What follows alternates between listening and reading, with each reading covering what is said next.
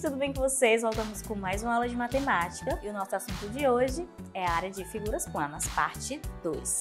E se você ainda não se inscreveu nesse canal, não perca tempo, já se inscreve e me dá o teu like. Gente, a parte da geometria é uma parte que eu gosto bastante, mas que acontece algumas confusões na cabecinha de vocês, né? Eu, por exemplo, eu percebo muita confusão entre, por exemplo, perímetro e área. Os alunos ainda confundem um pouco, tá? E é por isso que a gente está fazendo a parte 2 de áreas de figuras planas. E eu vou deixar aqui a sugestão da nossa aula 1. Lá você vai encontrar fórmulas que a gente mais usa nas nossas aulas. Então, gente, o que seria o perímetro e o que seria a área? O perímetro é a soma de todos os lados e a área é a soma da superfície de toda aquela região. E dessa vez eu trouxe um exemplo, olha, para vocês verem, eu veio de perto. Quando a gente fala de perímetro, a gente está falando da soma dos lados, tá? Então, ó, se aqui medir 18, eu vou somar 18 mais 10, mais 18 e mais 10 novamente, né? Isso aqui é um retângulo. Mas se eu estiver falando de área, tá, gente, ó, é toda essa região. Então, quando a gente fala de perímetro, é a soma dos lados, né? Relacionado à adição. E a área, a gente está falando da superfície, que é relacionado à multiplicação. A área de uma figura geométrica plana significa saber a medida da superfície da figura, ou seja, o espaço ocupado por ele. Por isso, o cálculo de áreas tem diversas aplicações. Então, a gente vai começar aqui com os exercícios, né, gente? É no exercício e na prática que a gente se aprende. E a nossa primeira questão, tá, gente? Ela foi estratégica, ela fala do perímetro, mas a gente sempre tem que ler e interpretar o que a questão realmente quer, tá?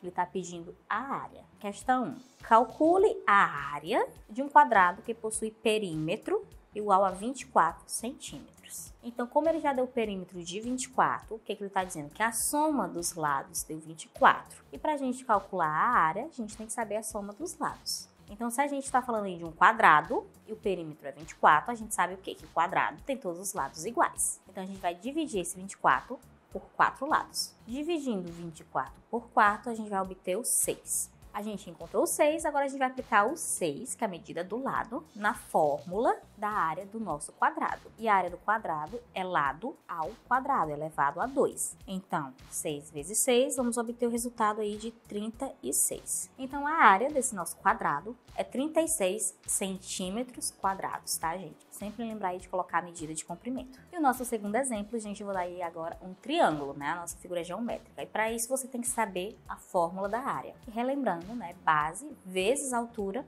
sobre 2. E para essa questão, tá, gente, eu usei outra estratégia. Eu coloquei fração, né, no contexto. Porque a gente sabe que a fração, vocês têm um pouquinho de dificuldade. Porém, a matemática ela tem essa misturada legal. Então, vamos trabalhar com isso também. Questão de número 2. Qual é a área de um triângulo com base medido 30 centímetros e a altura igual a 2/5 da medida da base? Então, vamos lá entender essa questão. Tá falando o quê? Que a altura do triângulo, né, o ponto mais alto do triângulo, é 2/5 da medida da base. Quanto que vale a base? 30. Então, a gente vai ter que calcular quanto vale 2/5 de 30. Dividindo 30 por 5, a gente vai obter 6. Só que o 6, ele equivale a apenas uma parte dos 5. E a nossa fração diz que é 2 partes de 5. Então, 2 partes, né, 2 vezes 6, é 12. Então, a nossa fração 2/5, referente a 30, equivale a 12 centímetros. Lembrando que esses 12 centímetros, tá, gente, é a altura do triângulo. E aí, agora a gente sabe o valor da altura, a gente vai aplicar na fórmula